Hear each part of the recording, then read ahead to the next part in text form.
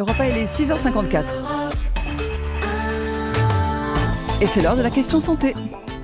Une erreur de diagnostic, ça peut évidemment gâcher la vie d'un patient, parfois pendant des années. Bonjour Dr Kierzek. Bonjour Maxime. On en parle ce matin après cette histoire qu'on a déjà évoquée sur Europe 1, l'histoire de ce patient qui a été traité pour Alzheimer pendant 10 ans, sauf qu'il n'avait absolument pas cette maladie.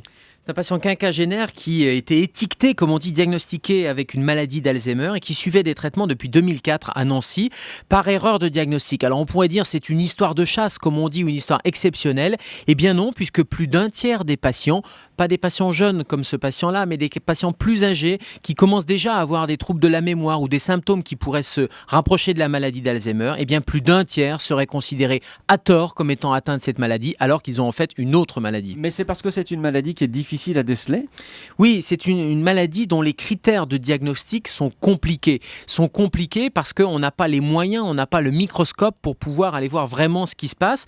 Mais les choses sont en train de changer et notamment une équipe française est en train de préciser récemment, dans les derniers mois, et a publié des critères diagnostiques plus précis pour pouvoir arriver à un diagnostic de maladie d'Alzheimer. On sait que la maladie d'Alzheimer, c'est une accumulation de protéines à l'intérieur du cerveau. Et bien, grâce à des nouvelles techniques d'imagerie cérébrale, en particulier de neuroimagerie avec des scanners particuliers ou encore avec des analyses à partir d'une ponction lombaire, on peut arriver à avoir des critères plus précis que malheureusement il y a 10 ans où on n'avait pas encore ces moyens-là. Comment on faisait il y a 10 ans ? C'était simplement en essayant de voir par exemple si le patient avait des pertes de mémoire ? C'était essentiellement des critères que l'on appelle cliniques, c'est-à-dire la perte de mémoire bien sûr et des troubles de mémoire qui sont des troubles de la mémoire à long terme. Mais il y avait aussi des cas plus atypiques, voire des patients qui avaient des symptômes un peu passagers. C'était uniquement un faisceau d'arguments cliniques, mais on n'avait pas d'éléments biologiques de prise de sang ou d'imagerie. Et ça aboutissait à des diagnostics, malheureusement, qui étaient des diagnostics erronés. Alors,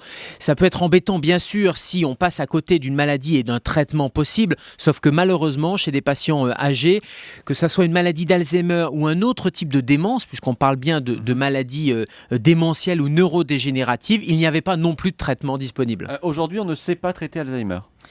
Non, la maladie d'Alzheimer est une maladie dont on ne connaît pas précisément la cause et dont le traitement est très controversé. Il existe des médicaments, mais le service médical rendu de ces médicaments est relativement faible.